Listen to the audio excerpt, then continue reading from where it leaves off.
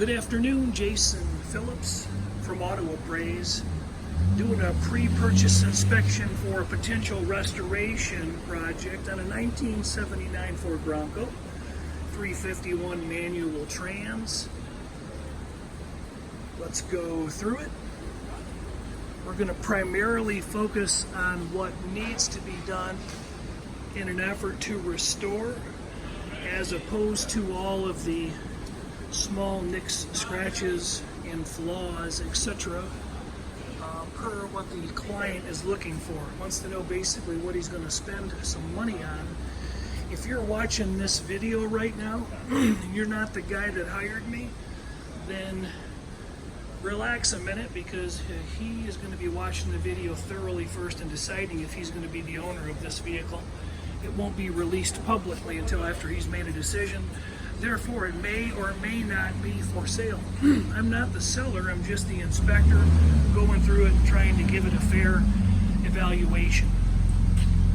And so, let's begin, eh? Both of the bumpers are going to probably need replacing. The rear bumper could stand to be replated. It's pretty straight and fits the body nicely. Hardware is in pretty good shape. Nobody's hooked a tow chain on the bottom lip, and it could be reused for sure. The front bumper, not so much. So it's pretty scratched up and nicked up and got some rust, and it's got a little bit of a twist to the upper side right here. You can see where she's standing up here, and a little bit of rust, and kind of where that buckle pulled it up, you can kind of see some depression there. So that's probably going to get replaced. The trim is capable of being cleaned up and repainted. Somebody's repainted that grill and those headlight bezels in a spray bomb fashion. Let's not call that restored, huh? Well, this aluminum bezel is pretty beat up, but it's all there and present. And if you couldn't get one, you could probably make that one breathe again with some effort. So getting into the body, I did both a digital paint meter, which was a little bit confusing, so I used my bubble magnet and took still photos for the potential buyer all the way around the vehicle. You're going to see chips and scratches that I'm going to intentionally skip over, because the car's got a plethora of them, and it would be easier to talk about which panels don't have dings, dents, or scratches. I'm focusing in right here on this driver's door to the fender fit, and noticeably the cowl has a crease where this door's probably got kicked open and the hinges buckled. I'm guessing that's what happened. I wasn't there. That door fitment, I don't even need to tell you what's going on there. It is not going on. The door is a little bit hard to open and close, and you've got alignment issues that are easily visible. There's a gap you could throw a dead cat through right there. So there's some work to be done here. The back gap is decent. Gets a little wide at the bottom. You can see that color probably. The door's been colored separate from the body, but the door gets right here and kind of fights you, wants to go back, and then again catches right here. Other door opens and closes much more smoothly. Once that's closed, I mean, you can get with it. Door skin lip is in good shape. Let me grab my flashlight. I gotta grab my flashlight and show that this skin is kind of moved off the shell to a degree. I guess I probably don't need to get the flashlight. You can probably see that. And then there's some cowl damage right here.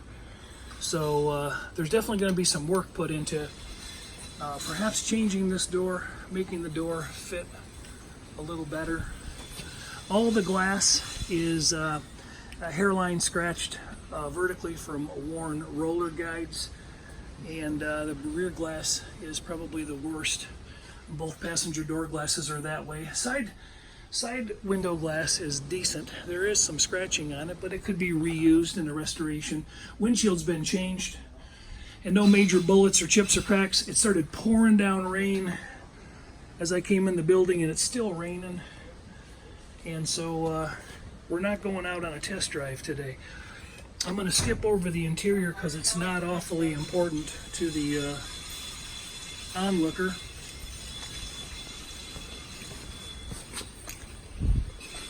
We'll do a quick review on it anyway. The quality of the overlap seams and the jambs look really good. I don't really see any evidence other than some rust and some decay of anything majorly being replaced going down this side. And then regarding the rest of the body, it all seems to be OEM stock. Whatever happened with this door, chipped up the jamb, and then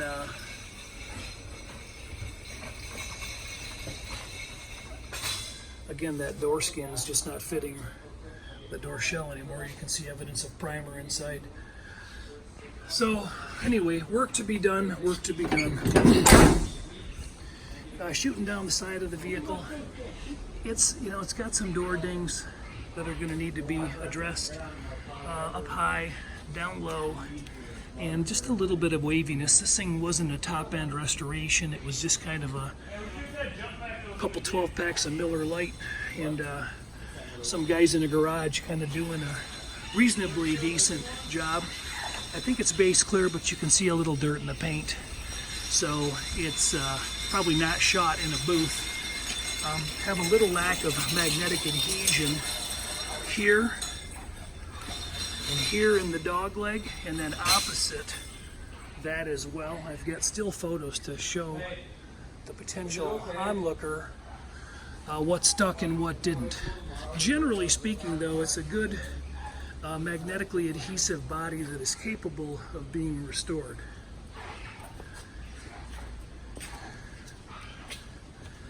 Down this side, you can see just a little bit of waviness. Some of that's actually in the clear. Could have been blocked out a little better. And then a little bit of filler action. Wheel lips are in pretty good shape. These aren't filled in any way. You can still see factory spot welds present. Up high, down low, there's a seam line right there and an absence of welds. So some repair has gone in here, a little bit of weakness in the magnet right there along that line. And again, not to elaborate, but scratches, scratches, scratches, chips. All right, let's get under. That is where the meat and potatoes are. The fitment is pretty nice on the top to the body.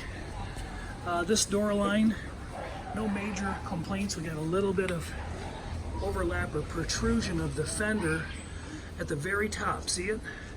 And then coming down, it actually sucks in and disappears. And then we've got actually some inward movement right here at the rocker. So the fit-wise, the bottom of the dog leg of the fender could stand to come outward, be finessed a little bit, and here that could stand to go inward to make that line just a little bit prettier. I think it could be finessed. Somebody might have put a jack right underneath that door line and lift it up. No evidence of that in any obvious fashion from underneath. A little bit of orange peel and dirt again, so there we go. We've got glass and chrome covered. As far as the trim goes, all this trim is original, and without spending too much time on it, you can see there's oxidation and some pitting, some general wear. It's old trim. All the lenses are in pretty good shape. The reverse lights are working and wired up. The batteries died and the battery box died, so I'm not going to be able to fire it back up, but the engine fired up. A little puff of black smoke when it first started up, and then it idled up pretty good.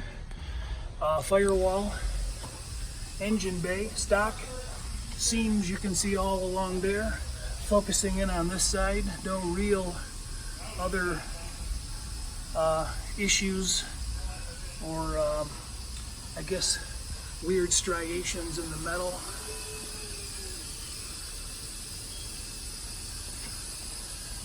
I have still pictures of the way the hood fits. It sits a little high in the back. These inner Fenders, they've really never been touched. I don't see any motion in them, any wrinkles. Factory diamonds and the crush points are all still there and intact. Core support looks nice and clean going across. Looks just like this on the other side. Radiator core looks like it's probably been changed. My light's getting a little weak. I better get under fast.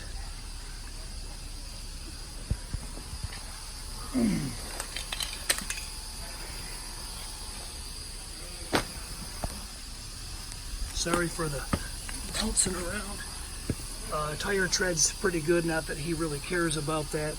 A little bit of dry cracking in the tread, nothing too substantial. Older worn aluminum wheels, they worn meaning W-O-R and worn finish, not the worn hubs, to be not to be confusing. Suspension's been modified, aftermarket shocks and aftermarket springs added. As far as the frame goes, oh boy, let me get some focus here. Anyway, the die holes do not appear pulled on or yanked. The rails are straight. This view is identical on that side. Nothing really wrong. Nothing appears to be hit. Bottom of the core support is just lovely, just lovely. Inner fenders are in good solid shape. Axles are seeping on both ends. Stabilizer shock's got a zip tie on it and needs a little bit of attention. A lot of the fluid lines look to be original and could stand to be replaced.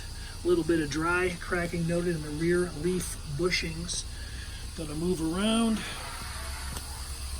Here's a view of the rocker and kind of lower doors and just a little bit of the wave in the body you can see.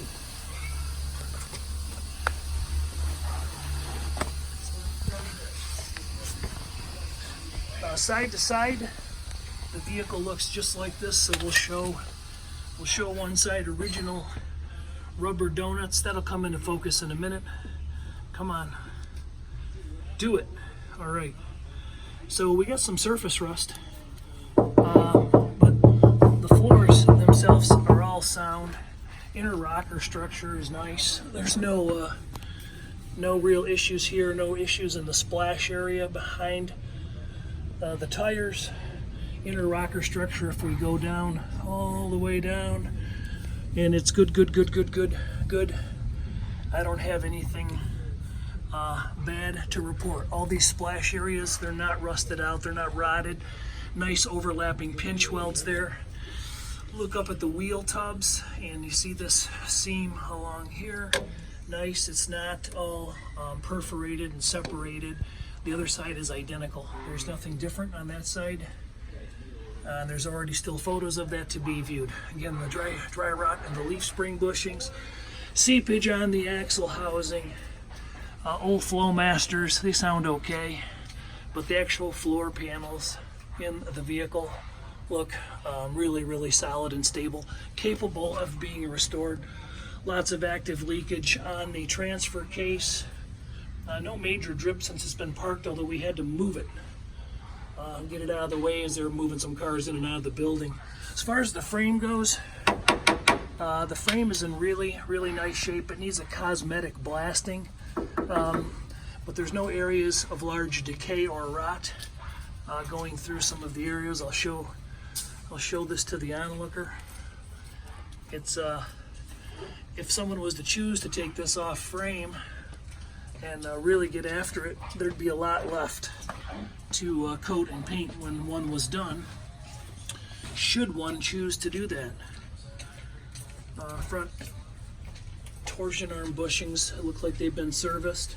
So again, on the other side, nothing to write home about. We have good solid inner rocker structure, good floor pan structure, good wheel splash structure, and it is capable of being restored from the underside.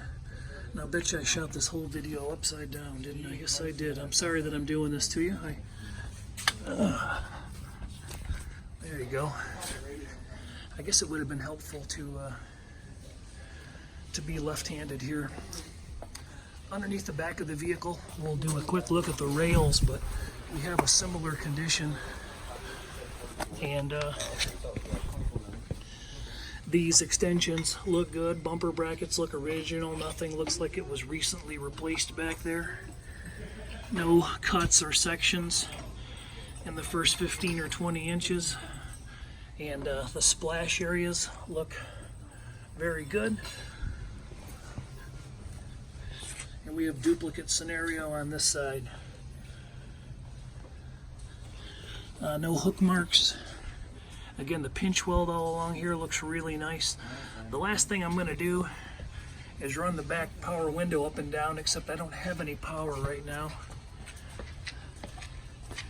And that might not end up on the video, but I'll get some results for that to the potential purchaser. Fuel tank that'll come back into view is in decent shape. There's a section out of the shield for it that looks like it's been cut out, and then there's a cutout here, and I'm not sure if that's the way it's supposed to be or not. Perhaps it doesn't seem like it. I'd have to have another one to compare it to, but I think you're going to be replacing this, not to mention the fact that it looks like it's buckled inward here and tank's scraped up. But the frame and floor pans and wheel tubs and pinch welds, all of that stuff is really sound. There's some rust along the bottom of the rear bumper. And you got your light missing. Side marker lights are working, headlights are working. The digital gauges in the dash, they are not working. Quick view of my exploded view on some of the things that the potential buyer can freeze frame and focus on, and just some of the general things I have reported here. So we got to look at the engine bay, and we got to look at the chrome and the trim, the wheels and tires, interior, paint and body, structure, and then we couldn't get a drive-in because it's pouring down rain and everything just got pulled in here. So, but I did start the vehicle up and move it forward and backward. It does engage into gear and it does move. And now, unfortunately, it's dead. So we may end up having to do some retesting, but I doubt it. I think that shows it in its primal form. I would call it mostly OEM stock, except for the digital dash gauge replacement and the aftermarket shocks and springs.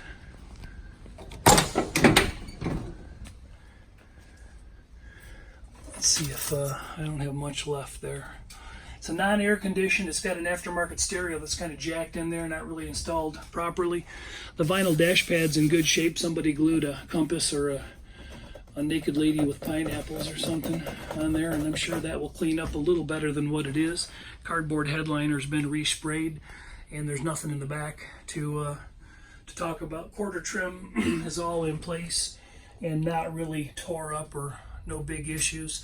No trim along the bottoms of the windows. I think it should be there.